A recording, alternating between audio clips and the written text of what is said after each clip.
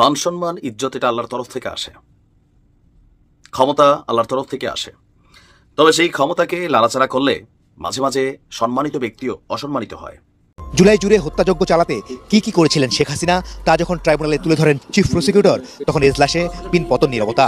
দেশের ইতিহাসে প্রথমবারের মতো সরাসরি সম্প্রচার হওয়া এই বিচার হয়তো দিল্লিতে বসে দেখছিলেন সাবেক প্রধানমন্ত্রী।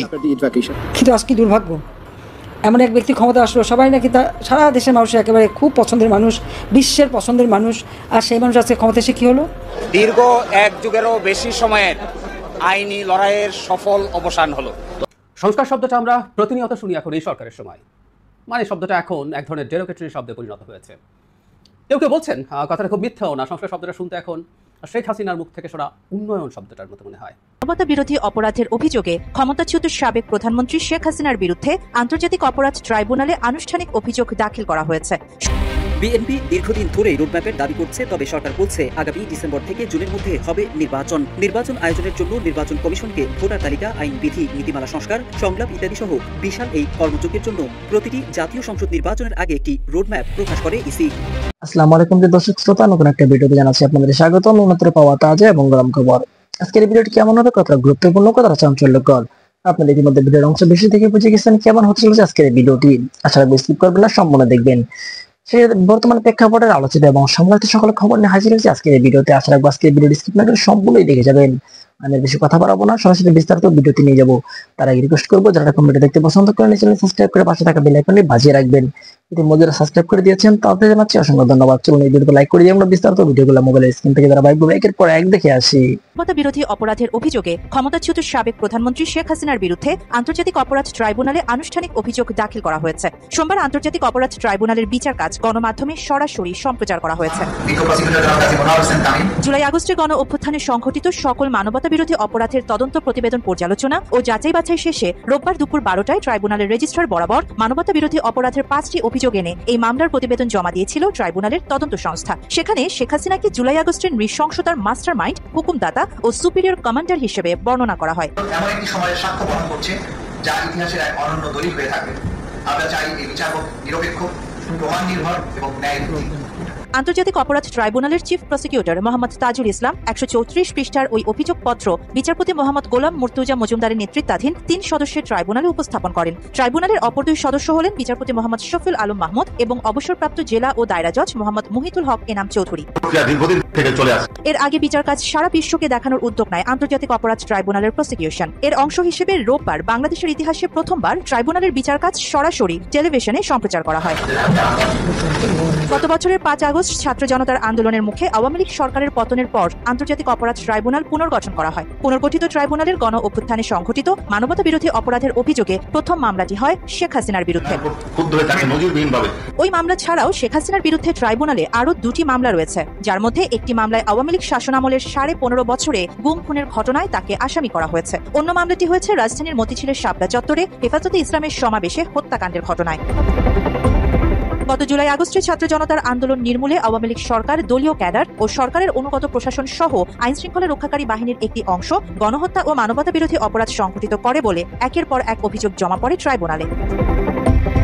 জুলাই অভ্যুত্থান চলাকালীন সময়ে দেশব্যাপী হত্যাকাণ্ড, গুলি করে আহত করা, লাশ পুড়িয়ে দেওয়ার মতো যে সমস্ত অমানবিক কর্মকাণ্ড হয়েছিল, এই সমস্ত কর্মকাণ্ডগুলো তদন্ত করে প্রধান মাস্টারমাইন্ড, হুকুমদাতা এবং সুপিরিয়র কমান্ডার হিসেবে শেখ হাসিনার বিরুদ্ধে তদন্ত রিপোর্ট দাখিল করেছেন তদন্ত সংস্থা। তদন্ত প্রতিবেদনে মূলত 5টি অভিযোগ আনা হয়েছে জানিয়ে অ্যাডভোকেট তাজুল ইসলাম ট্রাইব্যুনালে তদন্ত প্রতিবেদন উপস্থাপন করেন। সেখানে শেখ হাসিনার বিরুদ্ধে মানবতা বিরোধী অপরাধে উস্কানি ও প্ররোচনা দেওয়ার অভিযোগ আনা হয়।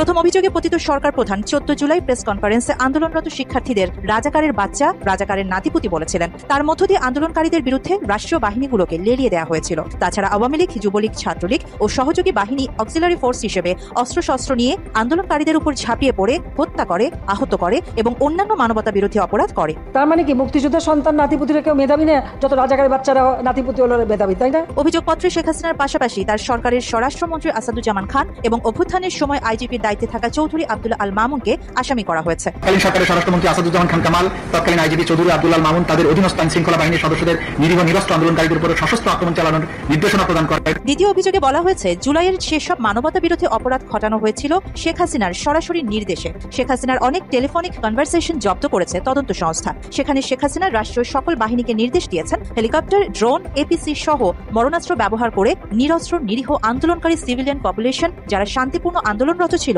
তাদের সম্পূর্ণ নিশ্চিহ্ন বা নির্মূল করার নির্দেশ দিয়েছিলেন। এক্ষেত্রে হত্যার নির্দেশ, গুলি করে আহত করার নির্দেশ, সহযোগিতা করার অভিযোগ আনা হয়েছে শেখ হাসিনার বিরুদ্ধে এবং প্রাণঘাতী অস্ত্র বা লিথাল ওয়েপন ব্যবহারের মাধ্যমে আন্দোলনকারীদের হত্যা ও নির্মূলের নির্দেশ কামাল, তৎকালীন আইজিপি চৌধুরী আব্দুল আল মামুন কর্তৃক নিয়ন্ত্রণাধীন এবং অধীনস্থ আইন শৃঙ্খলা নির্দেশনা দিয়ে কনস্পিরেসির মাধ্যমে মানবতা বিরোধী অপরাধ সংগঠন করেছে তাদের জ্ঞাতসারে কার্যকর করা হয়েছে। বাকি 3টি অভিযোগ নির্দিষ্ট ঘটনার পরিপ্রেক্ষিতে বলে জানা যায়। ট্রাইব্যুনালে পাবলিক প্রসিকিউটর তাজুল বলেন, জুলাইয়ের আন্দোলন দমাতে প্রায় 1,500 লোককে হত্যা করা হয়েছে, 25,000-এর বেশি মানুষকে গুলি করে আহত করা হয়েছে, নারীদের উপর সহিংসতা হয়েছে, টার্গেট করে শিশুদের হত্যা করা হয়েছে, হত্যাকাণ্ডের পর লাশ ও জীবিত মানুষকে একত্রিত করে পুড়িয়ে দেওয়া হয়েছে, আহতদের হাসপাতালে নিতে, চিকিৎসা দিতে, এমনকি পোস্টমর্টেমেও বাধা দেওয়া হয়েছে, যে সকল বিষয় তদন্ত প্রতিবেদনে এসেছে।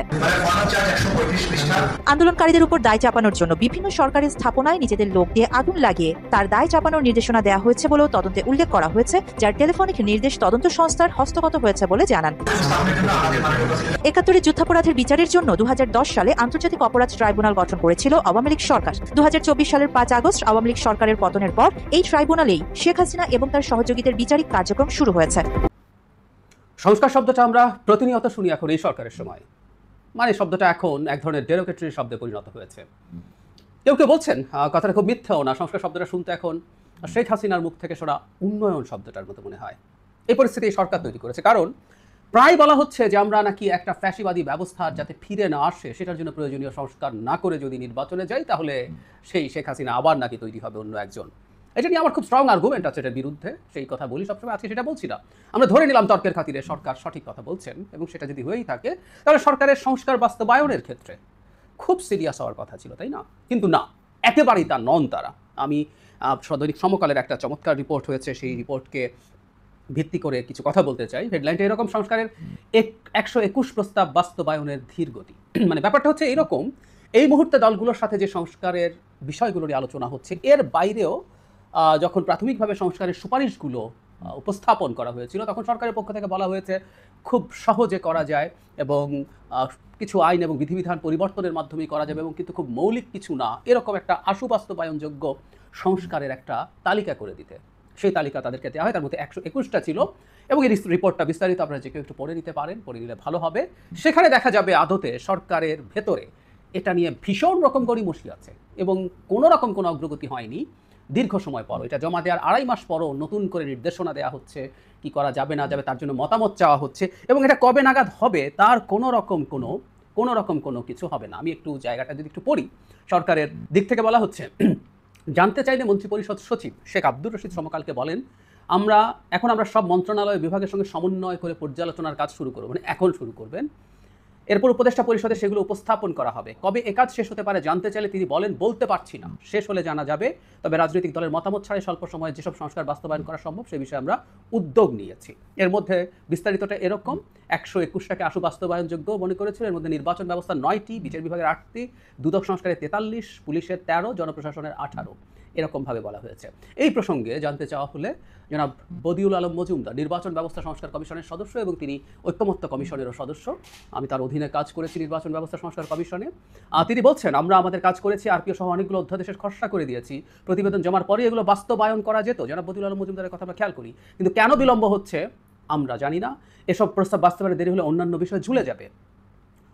তিনি আরও বলছেন, অন্তর্বর্তী সরকারের অনেক কাজ, কিছু প্রস্তাবের বিষয়ে রাজনৈতিক দলগুলোর মতামত নিয়েছে, এর বাইরে রাজনৈতিক মতামত ছাড়া বাস্তবায়নযোগ্য প্রস্তাব সরকারের অগ্রাধিকার হওয়া উচিত। এটাও জমা দেওয়ার 2.5 মাস পরে এই পরিস্থিতি, কোনো রকম কোনো অগ্রগতি নেই। এবং জনাব বদিউল আলম মজুমদারের বক্তব্য শুনে নিশ্চয়ই আমরা বুঝতে পারছি যিনি এখন ঐক্যমত্য কমিশনে কাজ করছেন। অথচ আমরা বলছি বরং এটাও যে ঐক্যমত্য কমিশনেও যখন যেসব ইস্যুতে তাদের সব দলের বেসিক মতৈক্য হয়েছে সেগুলোরও বাস্তবায়ন করে দেওয়া শুরু করা দরকার ছিল। যেগুলো আইন সংশোধন করে করা যায় সেগুলো এই মুহূর্তে অধ্যাদেশের মাধ্যমে করা খুবই সম্ভব ছিল। তাহলে আমরা খেয়াল করি, ঐক্যমত্য কমিশনের সাথে আলোচনায় যেগুলোতে ঐক্যমত্য হয়েছে সেগুলো তো দূরেই থাকুক, 2.5 মাস আগে দিয়ে দেয়া 121টা সংস্কার সুপারিশ যেগুলো কোনো রকম কোনো ঝামেলা ছিল না, খুব দ্রুত বাস্তবায়ন করে ফেলা যেত, সেগুলো সরকার করছে না। সরকার এগুলো বিভিন্ন মন্ত্রণালয়ে পাঠিয়ে সচিব এভাবেই বলছি, কারণ সরকার আবার তাদের মতামত চাইছে, মানে সেই সচিবদের যারা শেখ হাসিনার কোলাবোরেটর ছিলেন, প্রায় সবাই। যাই হোক, সেদিকে এখন ঢুকছি না, সরকার করছে না। তাহলে এই যে একটা ন্যারেটিভ কেউ দিতে চাইছেন, সেটা ধীরে ধীরে তো প্রমিনেন্ট হয়ে উঠছে। সরকার আসলে সংস্কারের নামে কালক্ষেপণ করতে চাইছেন, সংস্কার শব্দটাকে সামনে এনে নির্বাচনকে দূরে সরিয়ে রাখার চেষ্টা করছেন। এবং সেই তুলনাটা যেখানে বলা হচ্ছে শেখ হাসিনা উন্নয়নকে বলতেন নির্বাচন সুষ্ঠু না করার, তিনি তো নির্বাচনের একটা স্পেসিফিক ডেট ছিল, তিনি তথাকথিত নির্বাচিত সরকার, যেহেতু তাকে একটা নির্বাচন দিতে হতো, তাই নির্বাচনটার কোয়ালিটি কেমন হবে না হবে সবচেয়ে বদার না, আমি কিন্তু তোমাকে উন্নয়ন দিচ্ছি, তুমি উন্নয়ন নাও, উন্নয়ন নিয়ে তোমার নির্বাচনের কোয়ালিটি নিয়ে মাথা ঘামানোর দরকার নেই। ঠিক একই রকম এখন সংস্কারের মাধ্যমে কালক্ষেপণ এবং আস্তে আস্তে এই জায়গায় নিয়ে এসে ঠেকানো হয়েছে যে ডিসেম্বর, জানুয়ারি, ফেব্রুয়ারির মধ্যে যাতে নির্বাচন না হতে পারে, কারণ জুলাই চার্টার হবে, সবার যতটুকু ঐক্যমত্য হয় সেটার ভিত্তিতে তারপর সংশোধন করে জুলাই চার্টার হয়ে তারপর যদি কাজ শুরু হয়, আগের 121টা নতুন যতগুলো ঐক্যমত্য হবে তখন বলবে ডিসেম্বরের মধ্যে এগুলো খুব আর্লি হয়ে যায়, হবে না, আমাদের জুন পর্যন্ত সময় লাগবে। অথচ আমরা বারবার বলেছি বেশি সংস্কার হলেও, সরকারের ভাষায় তথাকথিত বড় প্যাকেজ হলেও ডিসেম্বরের মধ্যে সেগুলো সব শেষ করে নির্বাচন দেওয়া খুবই সম্ভব ছিল। আমি আশা করি এটা আমাদের কাছে এখন খুব মোটামুটি স্পষ্ট হয়ে গেছে। সংস্কারকে সামনে রেখে সরকার আসলে নির্বাচন পিছিয়ে দেওয়ার চেষ্টা করছে।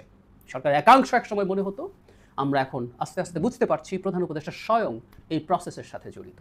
এটা আমাদের খেয়াল রাখতে হবে এবং আমাদের এই জিনিসগুলো যদি আমাদের মাথায় রাখি, তাহলে আমরা আমাদের ভবিষ্যতের রাজনীতির গতি প্রকৃতি বুঝবো। মান সম্মান ইজ্জত এটা আল্লাহর তরফ থেকে আসে, ক্ষমতা আল্লাহর তরফ থেকে আসে। তবে সেই ক্ষমতাকে লাড়াচাড়া করলে মাঝে মাঝে সম্মানিত ব্যক্তিও অসম্মানিত হয়। আর প্রসঙ্গ হচ্ছে নোবেল। আপনি মিয়ানমারের নোবেল লরিয়েট অং সান সুচির পরিণতি নিশ্চয় দেখছেন। কেউ বলছেন যে নোবেল লরিয়েটরা যখনই ক্ষমতায় যান তাদের শেষ পরিণতিটা কেন জানি ভালো হয় না। কোন পথে যাচ্ছে ডক্টর মোহাম্মদ ইউনূস? ওনার মিশনটা কি? কত বছর ক্ষমতায় থাকতে চান? এ নিয়ে যখন বিএনপি প্রশ্ন তুলছে, পাশাপাশি রাজনৈতিক অঙ্গন, বিশ্লেষক, সাংবাদিক অনেকেই ডক্টর মোহাম্মদ ইউনূসের ইন্টেনশন নিয়ে, ক্ষমতাকে ধরে রাখার ইন্টেনশন নিয়ে প্রশ্ন তুলেছেন, এমনকি মতামত দিয়েছেন। ডক্টর মোহাম্মদ ইউনূস 5 বছর ক্ষমতায় থাকতে চান, আর এটা তারই ইচ্ছা। এই কথা বলে আবারও সোশ্যাল মিডিয়াতে একটা লাড়া দিচ্ছেন আমাদের সকলের প্রিয় সাংবাদিক খালেদ মহিউদ্দিন ভাই। তিনি তার একটা স্টেটাসে, একটা টক শোতে তিনি বলছেন যে ডক্টর ইউনূস 5 বছর ক্ষমতায় থাকতে চান, এটা আমি বিভিন্ন প্রচারণা থেকে দেখাতে পারি, যেটা তার ইচ্ছা। সম্প্রতি একটা টক শোতে তারই বক্তব্য আসার পর আবারও বিষয়টা ভাইরাল। খালেদ ভাই বলছেন যে বিএনপি ক্ষমতায় আসলে লুটপাট করবে, এটা উপদেষ্টা পরিষদ থেকে শুরু করে গুরুত্বপূর্ণ ব্যক্তিরা প্রচার করছেন, তারাই বিদেশিদের দেশে আনছেন, বিদেশিদের স্বার্থ দেখছেন, এগুলোর কোনোটা মিথ্যা। তিনি আরো বলেন যে ডক্টর মোহাম্মদ ইউনূস কথায় কথায় বিগত সরকারের সাথে, মানে আওয়ামী লীগ সরকারের সাথে ভারতের সম্পর্কের কথা বলে। একটা চুক্তি আপনি আমাকে দেখান তো যেটা ডক্টর ইউনূস ক্ষমতায় আসার পরে ভারতের সাথে বাতিল করেছে এই 9 মাসে। ভাই একটা মনে করছে, কয়েকদিন আগে দেখছি 250 কোটি টাকার একটা চুক্তি কি জানি বাতিল হয়েছে বা স্থগিত হয়েছে। আচ্ছা, তারপর তিনি বলছেন যে ভারতীয় স্বার্থের বিরুদ্ধে একটা সিদ্ধান্ত নিছে, না নেয় নাই। সীমান্তে এখনো গণহারে মানুষ মারতেছে, স্বরাষ্ট্র উপদেষ্টা চুরি পড়ে বসে আছেন, ডক্টর ইউনূস মুখে কলা দিয়ে বসে আছেন, উপদেষ্টারা, ছাত্র উপদেষ্টারা কথা বলছেন না, বাকি উপদেষ্টারা তো বলেনি না। এই যে সীমান্তে প্রতিনিয়ত আওয়ামী লীগের আমলে হয়েছে, এখন হচ্ছে না, হচ্ছে রিয়েকশন কি হচ্ছে? যে বাংলাদেশের আকাশে ড্রোন উঠতেছে ভারতের, আধা ঘন্টা থাকে, রিয়েকশন কি হচ্ছে? কিচ্ছু হচ্ছে না, শুধু একটা সেন্টিমেন্ট ব্যবহৃত হচ্ছে, এন্টি ইন্ডিয়া। এটা খাচ্ছে এই দেশে এখন, কারণ এখানে পাকিস্তান পন্থীদের এখন জনপ্রিয়তা, অথবা ধরেন প্রেম ভালোবাসা, ভালো সরকারের সাথে জনগণের একাংশ পাকিস্তান পন্থীদের অবস্থানে আছে। সেখান থেকে এন্টি ইন্ডিয়া যে কোনো কথা বললে ভাল লাগে শুনতে। আর আমরা যখন এন্টি ইন্ডিয়া কথা বলি, সেটার পিছনে 1000টা কারণ আছে, পয়েন্টে বলি।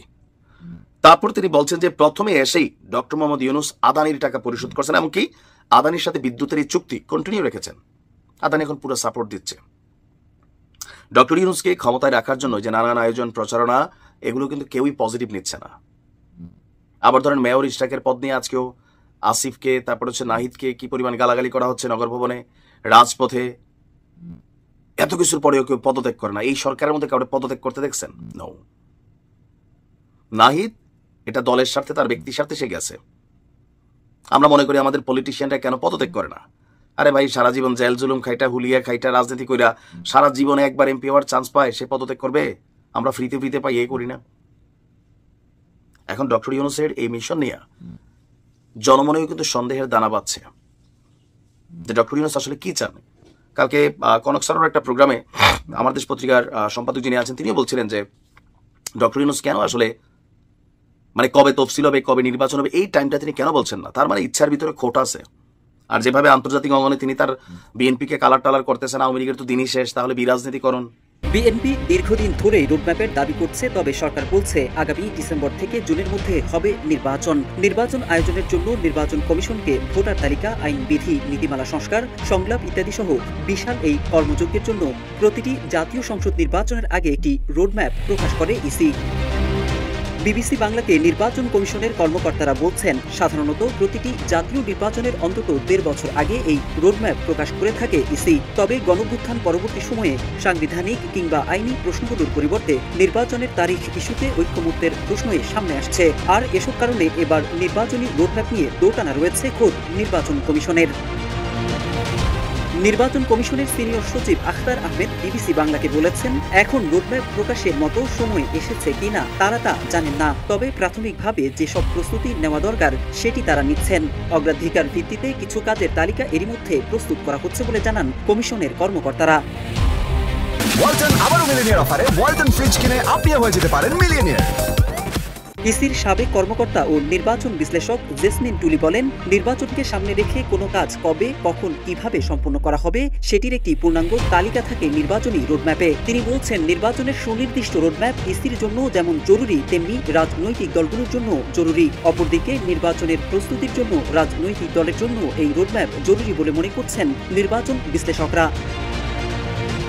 জাতীয় নির্বাচনকে সামনে রেখে রোডম্যাপ প্রস্তুত করার ক্ষেত্রে প্রাক নির্বাচন, তফসিল পূর্ববর্তী এবং তফসিল ঘোষণার পরপর কি কি কর্মযোগ্য করবে সেই বিষয়গুলো যুক্ত থাকে রোডম্যাপে। এক্ষেত্রে তফসিল ঘোষণার আগে ভোটার তালিকা, আইন বিধি, নীতিমালা সংস্কার, সংলাপ, সংসদীয় আসন পুনর্বিন্যাস, নতুন দল নিবন্ধন, চূড়ান্ত তালিকা প্রকাশ, ভোট কেন্দ্র নির্ধারণ সহ বেশ কিছু বিষয় যুক্ত থাকে রোডম্যাপে।